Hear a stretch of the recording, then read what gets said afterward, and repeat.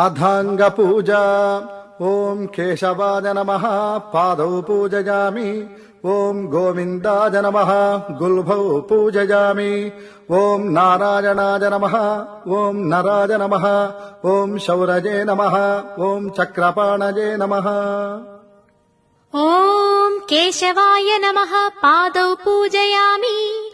ॐ गोविन्दाय नमः गुल्भौ पूजयामि ॐ इन्दिरापतये नमः जङ्घे पूजयामि ॐ अनघाय नमः जानुनी पूजयामि ॐ जनार्दनाय नमः ऊरु पूजयामि ॐ विष्टरश्रवसे नमः कटिं पूजयामि ॐ कुक्षिस्थाखिल भुवनाय नमः उदरं पूजयामि ॐ लक्ष्मी वक्षस्थलालयाय नमः वक्षस्थलं पूजयामि ॐ शङ्ख चक्र गदा शार्ङ्गपाणये नमः बाहून् पूजयामि ॐ कम्बुकण्ठाय नमः कण्ठं पूजयामि ॐ पूर्णेन्दुनिभवक्त्राय नमः वक्त्रं पूजयामि ॐ कुन्दकुट्मलदन्ताय नमः दन्तान् पूजयामि ॐ नासाग्रमौक्तिकाय नमः नासिकां पूजयामि ॐ सूर्यचन्द्राग्निधारिणे नमः नेत्रे पूजयामि ॐ सहस्रशिरसे नमः शिरः पूजयामि ॐ श्री सत्यनारायण स्वामिने नमः सर्वाण्यङ्गानि पूजयामि। अधाङ्गपूजा ॐ केशवाय नमः पादौ पूजयामि ॐ गोविन्दाय नमः गुल्भौ पूजयामि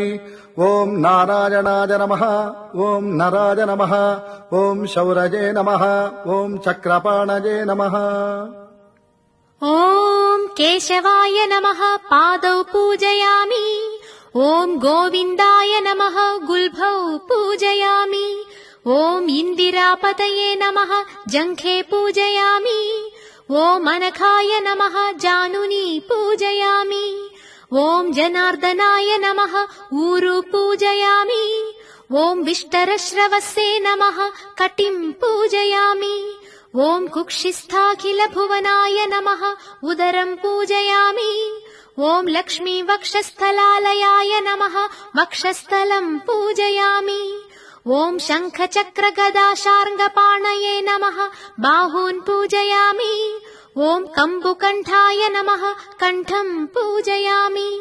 ॐ पूर्णेन्दुनिभवक्त्राय नमः वक्त्रं पूजयामि ॐ कुन्दकुट्मलदन्ताय नमः दन्तान् पूजयामि ॐ नासाग्रमौक्तिकाय नमः नासिकां पूजयामि ॐ सूर्यचन्द्राग्निधारिणे नमः नेत्रे पूजयामि ॐ सहस्रशिरसे नमः शिरः पूजयामि ॐ श्री सत्यनारायण स्वामिने नमः सर्वाण्यङ्गानि पूजयामि।